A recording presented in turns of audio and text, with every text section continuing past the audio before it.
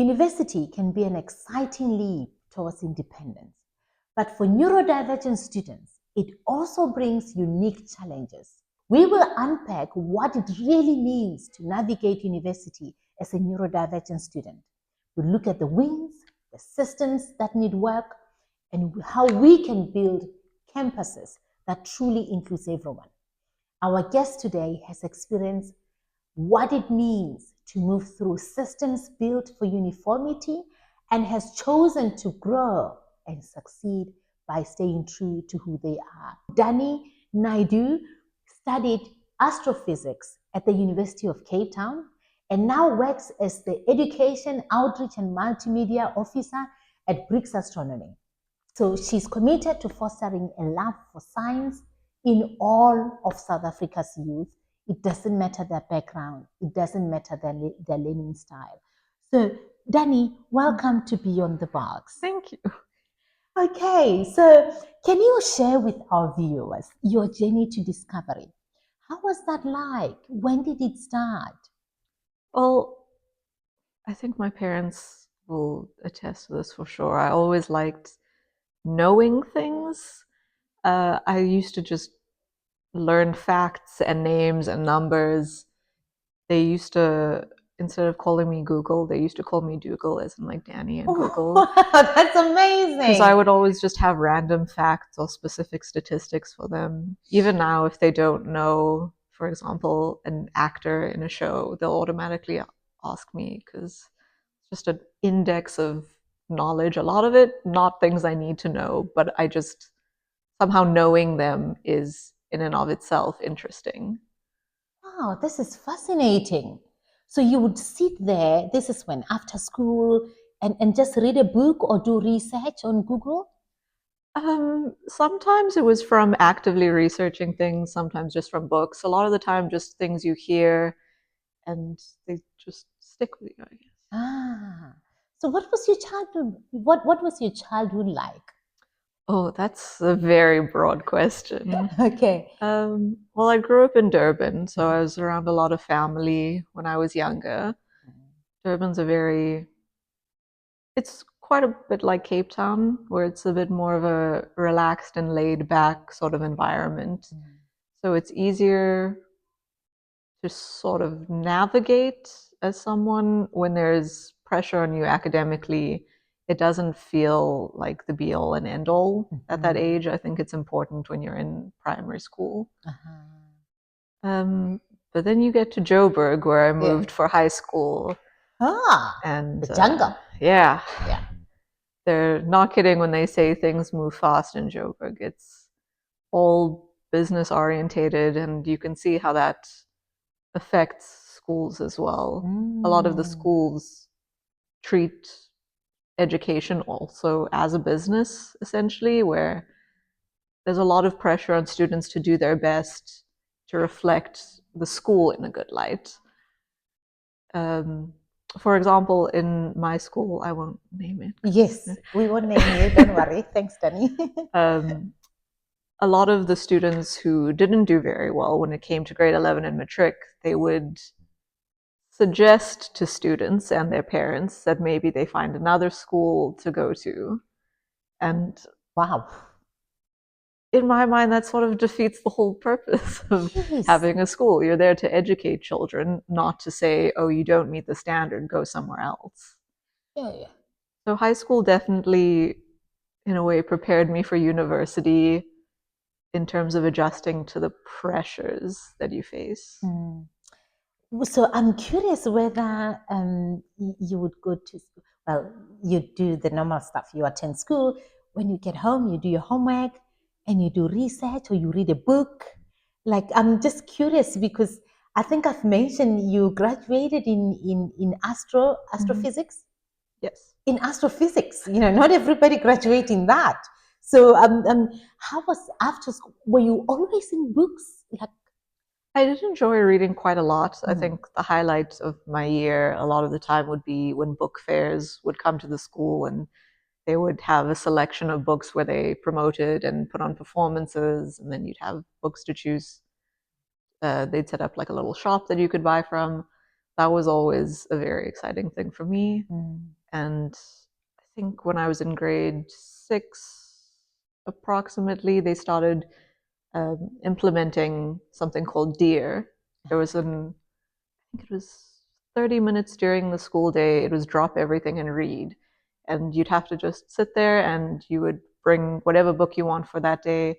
And for 30 minutes, you would just sit and read in silence. Or if you didn't have a book, you would just sort of take the time and relax. Nothing to engage with. Oh, that's amazing. But already, you love books. So that was something really enjoyable for you. It was, yeah. And a lot of people think, oh, you're someone who's interested in STEM. You must have only read books that were nonfiction, or if they were fiction, you read sci-fi. But I actually was interested in a lot of the creative things as well. Even up to applying for university, I wasn't sure I was going to go into STEM fields. I considered going into classic literature and linguistics as well. I think I've been a bit all over the place in terms of my interests. Even in high school, there's the standard 8 subjects that you have to take. I did 9 subjects because I specifically wanted to include my music as well. At one point, I was actually doing 10 subjects because I wanted to also do history. But the teacher said she didn't have time to keep doing after school lessons. 10 subjects, Dani. Yeah. Wow. Sure. It speaks to the strengths, right? The intellectual horsepower that you have, because I just even can't imagine people are struggling with 7 subjects, right? So I'm now curious in terms of your connection to neurodiversity. How did that come about? When did it come about? I think for a lot of people, especially in my age group, and perhaps some people who are also millennials as well, it's something that was never spoken about, especially in households of people of color, because it was never as widely spoken about on a global scale, let alone in South Africa. So a lot of my youth, I had things that I knew were different and I was quirky, and people used to be like, oh, she's just a quiet kid. She really likes her books. She's specific about things. So I just assumed that's how things were for some kids. I didn't realize there was a whole background to those quirks, as people would call them. So as things became more progressive, let's say, in terms of how people would speak about mental health in general, but also neurodiversity, I started to realize, oh, what I've experienced sort of mirrors a lot of the experiences other people have had. This was in high school or university? It would have been probably mid-high school that I started to realize, but I think university is when I really saw the signs and was like, yeah, this is something. This is me. Yeah, this is something I need to maybe ask my psychologists or psychiatrists about. And they were like, okay, yeah, you definitely, this makes sense for you. Yeah. So what were some of those? I know you did mention to me when we were out in Pretoria. What were some of those quirky things or the different things that you did differently and people were like, I think one of them that people sort of stereotype in a lot of children that also links with neurodiversity is kids who are quiet or don't really socialize and are a bit more introverted a lot of the time. There's also sort of the kid cliche of separating your food, eating things in a specific way. I remember my parents always used to point out that I would separate things. I wouldn't eat things together even though they're meant to be eaten together. I would sort of deconstruct food like burgers and eat parts separately. So there were a lot of things that I think you don't really think of in children as being part of something bigger. You just think, oh, they're children. They're a little strange in their own way. Yeah, a little different in their own way. And actually, I find, Dani, that's what makes life interesting. Like, if I was to watch you, so, I watch my kids, my son eat his food, and I can see how, how he interacts with the food. it makes life fun. If we were to do things the same way, that's somewhat boring. I agree. I think there's a lot in terms of society where we expect things to be homogenous, and that sort of defeats the point of being individual people. Like within society, we do serve, I suppose, a collective function as people of a country, people of the world, striving towards something. But as individuals, we still need to have that individuality, that we're not just part of a society, we're still people in our own right. Absolutely, absolutely. We're going to jump back a little bit to, I'm curious why you chose the astronomy as a field as opposed to literature and art. I think astronomy is something that people think is purely scientific, but there are a lot of aspects to it that people don't see. It's not just sitting in a lab somewhere or at a telescope or at your computer. There's a lot that actually involves people and involves non-scientific elements. And one of those is something that I was really interested in, which was mythology.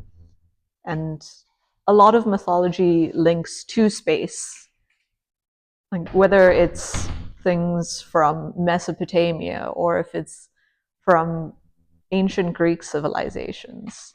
There's an innate human connection to space that spans beyond science. It's not just some sort of vanity project that people have in the modern day to know more.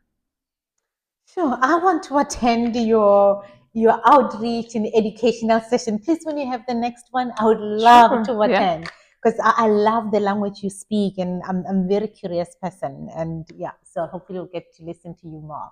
So now let's look at your life in university. And you studied at the great University of Africa, University of Cape Town, right? One of the best in the world, if I may say, as we know. So what was life like navigating university as a neurodivergent person? I will say I was lucky enough that when I moved from Joburg to Cape Town, since my sister had already moved here for university as well, my parents decided to also move for us because my parents are very family-orientated people. So I was lucky enough to have them move with and to maintain not just the support system, but that sense of normalcy that carries over. So it's not like you're thrown into the deep end immediately. Because I know a lot of people for university, they move away from home, they're in dorm rooms, they're adjusting to traveling by themselves, cooking for themselves, essentially being an independent person for the first time. And as someone who's very introverted and has to rely on people for certain things, I think if I didn't have them with me, that would have been a lot more difficult. We want to thank you, Danny's mom and dad, for being the great support system that you are. You know, it's not something that parents do a lot, to move with their young adults to wherever it is that they're going for university, but that speaks to the commitment, right, that your parents have to make sure that as you're launching your life of independence, you have support and they can make sure that you still have that sense of normalcy, as you say, because university can be challenging in a new city, new space, big demands. For sure, yeah. And I think part of that as well is that reflecting on the fact that my parents were willing to move with my sister and I, they were also throughout our lives since we were young, very accepting of these differences and things that didn't necessarily fit in with other kids. So I've always felt well accommodated by my family. That is so nice to feel well accommodated by your family, to feel well supported by your family. Okay, so we're going to look at accommodations in a university setup, and I'm curious in your experience whether you feel or you felt, in fact, when you first started university, where you went, that there were enough accommodations being made available for neurodivergent students. It's something that's a bit difficult to reflect on because throughout primary and secondary education, you get so used to the norms that are set that when you get to university, it almost feels like you should expect the same lack of accommodations that you typically see in primary and secondary school. So there were definitely things that there should have been accommodations for, but the fact that I was already used to them not really existing in school before meant that it was easy to manage the fact that they weren't there. Of course, it wasn't ideal, but at least I was prepared in some sort of way. Yeah, interesting, because I'm obviously thinking of other people, because you are quite lucky that your expectations were quite clear, and you had a sense of acceptance to some extent to say this is what I'm likely to find, and I have to navigate through that. But some people, environment like that could actually make or break them. I agree, and it was close for me at some points. University is, as I said, from primary school to high school, there was a major ramping up of the amount of pressure put on people and the lack of personal engagement, seeing you more as a student and not as a person. And it ramps up very dramatically again in university because you're very suddenly thrown into the world of being an adult and preparing for the rest of your life when, in all honesty, you are still a child. Indeed. And the fact that you're no longer seen as a child by these people means they think they don't have to accommodate you anymore because it's not their job to. They're there to educate because they're professionals. A lot of the people who are lecturing, that's not their main focus. They're there as scientists or as authors even. It's not their prime focus to be thinking, oh, this is a child who is adjusting to the world of adulthood and is trying to educate themselves and set their entire career path. For them, it's teaching, grading, and that's it. So there's a lack of accommodation in the way that the system thinks of students, as well as the actual environment itself. Yeah. Wow. So from what I'm picking up here is that, it was not an easy environment. A combination of your parents having moved with you, but also the fact that you had, you have experienced how traditional systems are, and you had expectations that it would be the same. That kind of cushioned you, even though it was really difficult still. Yeah. So I'm curious whether you had to kind of advocate, you felt like you needed to advocate for yourself, to request, make special requests for specific accommodations, or did you feel like this environment would not even allow, or it's not comfortable for me to advocate for myself? It was definitely something that was very difficult for me. I've always been a very introverted and self-conscious person. Even if it's something that I know needs to be done for my benefit, I would never speak out about those things.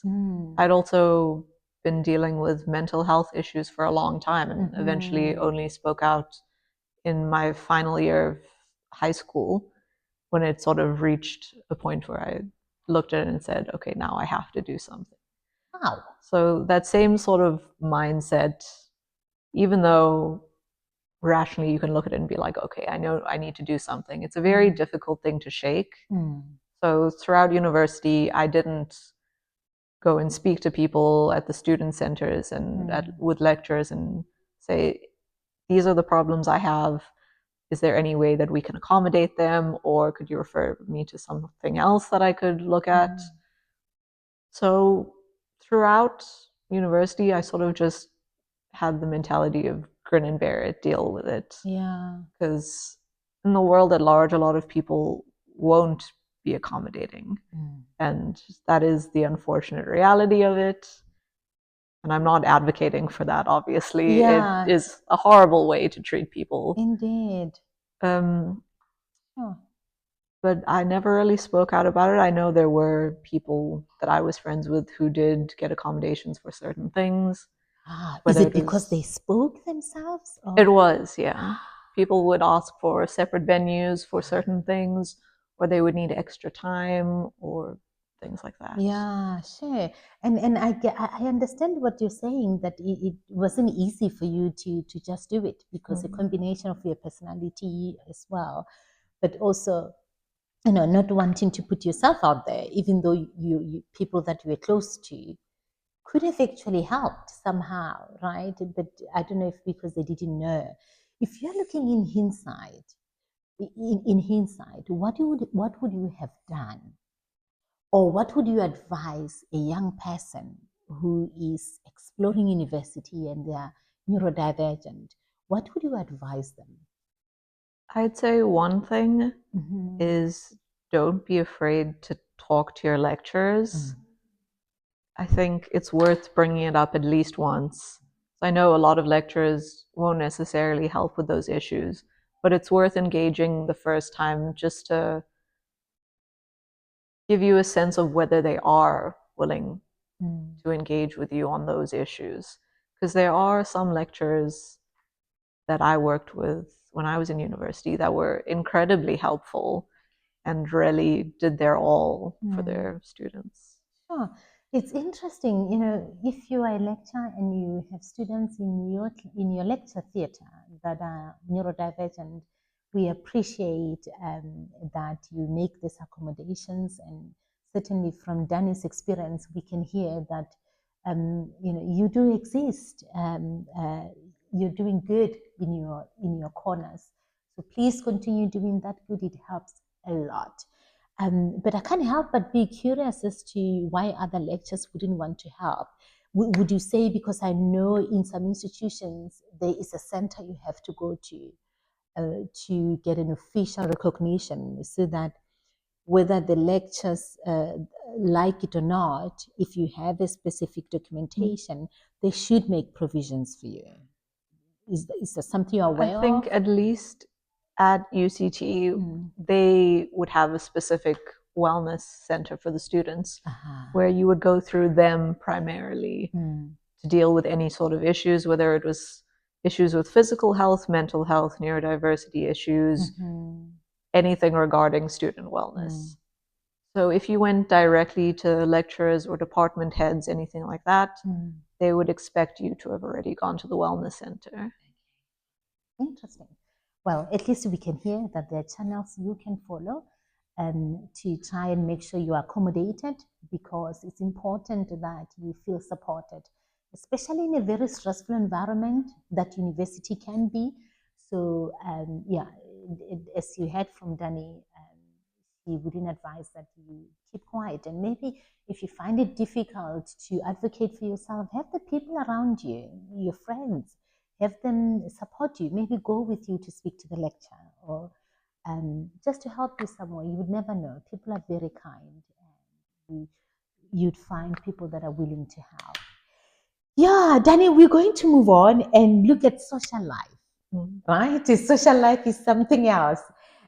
So we look at social life, the burnout that can be involved, but also a belonging. You know, we all want to belong. As you said, university is almost like a launch pad where you are starting your adult life, essentially. So what I want us to look at is the fact that university is not just about grades. We do know it's not just about grades. I know for some people there's a lot of pressure in terms of the academics, but university is a place to grow. It's a place where some people find their identity. Some people discover themselves and they find connection, right? What does belonging in a university environment look like for somebody who's neurodivergent? I think a lot of neurodivergent people tend, on average, from what I've experienced and people I know have experienced, to keep to smaller friend groups. Not necessarily all their friends are small groups, but the people that they're properly close to will be smaller groups. And that's a difficult thing to maintain in university, because In school, a lot of the time, our friends are our friends because they're people we see every single day. We have classes with them. You're friends almost by de facto because they're there. Whereas in university, a lot of things branch off and are very separate. You may share a couple courses here or there, or you may be part of the same after university clubs. So it's difficult to maintain those friendships.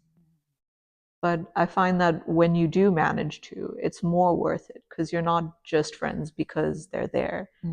It's the conscious decision of, I care about these people, I want to stay friends with them. And I think that forms far more meaningful relationships with people. Interesting.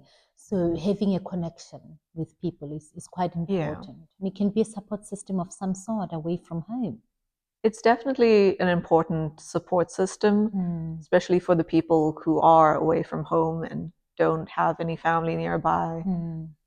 To have people who are in the same situation as you, whether they're neurodivergent or not, just experiencing university, there's a lot of common ground, even if you are very different people. Absolutely, you are absolutely right. Have you experienced any burnout in your life, either as a result of academics or as a result of too much social time? Because I find when I'm around people, not just outside the work environment, but even on work trips, when I'm around the same group of people or even people for a long time, I get, I just want to go in my room and just sit and just, read a book or just be in quietness because it was just too much exposure. So have you experienced burnout at university as a result of social setting or academic, and how did you deal with it? I've definitely experienced burnout in both of the situations. Oh, okay. I'm glad to know I'm not alone. No, I think a lot of us do. It's difficult, especially with everything so interlinked these days. How did you manage? Like, how do you cope with burnout? In university, it was quite rough because during university for me, I think it was my second or third year, was when COVID happened. So there was extra pressure from all of that because the entire system essentially changed, but you're expected to maintain the same level of performance. And it's a difficult thing to do when you're thrust into a new environment in your university itself and then into a secondary new environment. And there's just so much pressure on university students, especially in STEM courses. You're given the idea that you're a science-oriented person, so you need to be smart, you need to be the best, you need to be the most academic, never fail anything, you have to get good grades. And yet if you look at the types of grades that people receive in university, in STEM courses, it's traditionally, on average, a lot lower than in humanities courses. I did quite a few humanities electives. I did some in classic literature. I did one in Mandarin. And those grades were higher, even though I was putting in the same level of effort. Because I think those faculties were a little more accommodating in the way that they teach you, but also the pressure they put on you. Whereas for the courses that I took in science and maths, it's assignment week after week after week. And then you get projects on top of that, you get lab experiments you have to do on top of that. And it's all we treat you as a robot instead of a person who's trying to learn. Yeah, it sounds so brutal, Danny, when you're explaining it. And I'm just curious as to, young people now in university that are going through the same or that are going to go through the same. How can they, I don't know what you did to cope, to manage the stress. I'm thinking when I was in corporate, when it was stressful and intense, one of the things I used to do, I used to like cycling. When I'm on the road, that wind beating against my cheeks, I felt a sense of freedom, and that was useful in helping me release the stress. One of the things I did, I loved swimming, so I went to swimming, and as I'm swimming there, all the stresses are just lowering down. So one of the very basic things that I did, which I think everybody could do, was to walk in my garden early morning to just smell the leaves of trees. So I'll break them down so I could smell that beautiful, refreshing aroma, and just so I can cope with the stress and the demands of a corporate life. What did you do, or what can you recommend students to do, especially those on the spectrum, because this can be overstretched? One thing for sure is talk to people, especially people who are doing the same sorts of courses as you are, just so that you know you're not alone, you're not failing and everyone's better than you. Everyone's in a similar boat regardless of their aptitude for things. And feeling alone in that can make things a lot worse than they actually are. Yeah. So having a good support system is a very key thing in that, but also, like you said, having activities outside of that that are completely different from what you're doing in university. For example, some of my friends and I would have what we called Art Tuesdays. And after university, every Tuesday, we would go to one of our houses.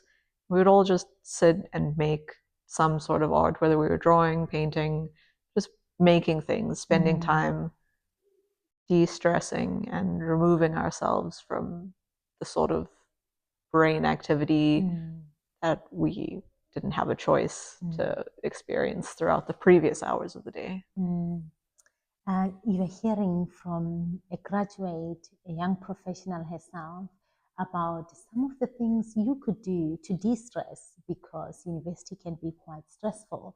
But the nice thing is there's things that you can do, as Dani has mentioned. Now we're going to look at, we're looking ahead now and see what are the things we can do to change the system. Because clearly you've mentioned, and I think it's not just you, Dani, other experts also have talked to us about these traditional systems that perpetuate, even in this time that we live in, that one would expect that there would have been some changes as the world evolved. I'm curious, in your perspective, what are some of the things that you think should be changed within the schooling systems, but also within the campus itself, that would make education much more enjoyable for neurodivergent learners? One thing that I really wish I had when I was in that situation is spaces that were more accommodating to sensory issues. I know a lot of other neurodivergent people, an issue that's very prominent is sensory stimulation. And lecture rooms and labs, computer rooms, everywhere on the campus. There's not many places that are accommodating for that. Even just the acoustics in lecture rooms can be something very triggering. As someone who has pretty bad sensory issues when it comes to noise and specifically tactile issues, even just sitting in some of those chairs, whether it was the type of material they were, how close things were to each other, having people next to you where they're touching you when you're someone who doesn't like physical contact. It can not only be an unpleasant experience, but it detracts from the experience that you're getting trying to actually learn and makes learning more difficult.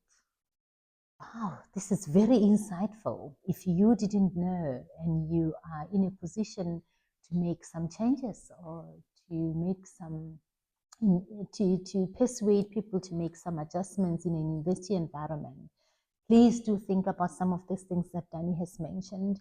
And I'm curious, I mean, I'm thinking things like a quiet, dark room. You know, there's a lot of rooms at universities, just a matter of having a dedicated team that makes those small adjustments to really make it a university period much more enjoyable, because already neurodivergent learners are experiencing a lot of sensory overload, as you say. So it's not that it's going to cost a lot of money to make these accommodations, really. I think even if I don't think students are asking people to revamp every single lecture room, give people copious amounts of space with their own desks and luxury seating. I think small accommodations can be made for those sorts of things. Even if you just have some rooms, like you said, there's so many rooms on university campuses. A lot of the time, they're not in use 24/7. If you can have just a couple of rooms throughout campuses where people can go and just experience something away from people, away from all these other external influences, whether it's a room where you have couches set out and there's no sound in the area, it's just a soundproofed room, or if you have dark rooms where people can go and sit. I think those could be things that aren't major to do and implement, but can make a massive difference. Absolutely, sure. This is very insightful, and yeah, so I'm very thankful that you're here, Danielle, because this is insights that some people might not even be aware of, might not even know. So, but I'm thankful that your voice will add to the many voices that we'll have towards making sure that we advocate for a positive change for everybody. Yeah, so I don't know if you've covered this in terms of what do you think that professors, students, and maybe even administrators within the university environment, what are some of the things that you think they can do to become allies of minority groups like neurodivergent students on campus? I think something that's important, not only for university professionals, but in schools themselves, people who are interacting with students, especially on a regular basis. I think part of the qualification for doing that should be some sort of course or something along those lines that they have to take where they are exposed to these things. They're taught about it, so they have a frame of reference.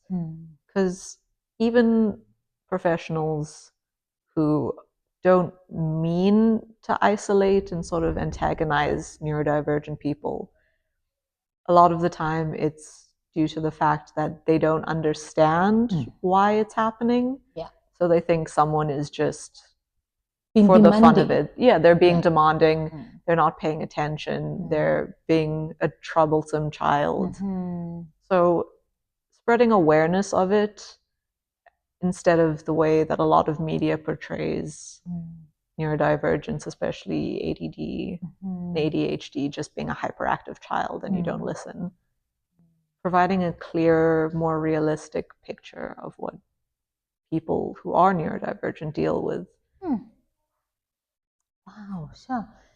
This is such an insightful session, and you're making me think about a lot of things. But not only that, we had a radiographer. I think we're also seeing her again today. It's a family that have got two kids that are on the spectrum, and she's a medical professional. And one of the things that she's doing in her work environment is to support children that are on the spectrum when they come for radiography. And as you can imagine, going to the doctor can be such a scary thing. You know, any new environment can be quite scary for children on the spectrum in particular. So what she does, even if it's a day off or it's at night, she told her colleagues, give me a call if a neurodivergent child come to the hospital. But as you say, I'm mentioning this because the point that you're mentioning, that people should be given basic course on neurodiversity. It should kind of be one of the basics in terms of the induction into the work environment, to say, yes, it's likely that you didn't get this as part of your degree, but in every employment setting, they should have a neurodiversity, as part of their induction, because they're going to deal with people, and people come from different environments and backgrounds. So you're absolutely right. The same should be applied to the university setup, with the lecturers, the administrators and professors, as you say. I want to ask you this question, and it's part personal, but also part empowering other people or other young people who are going into university.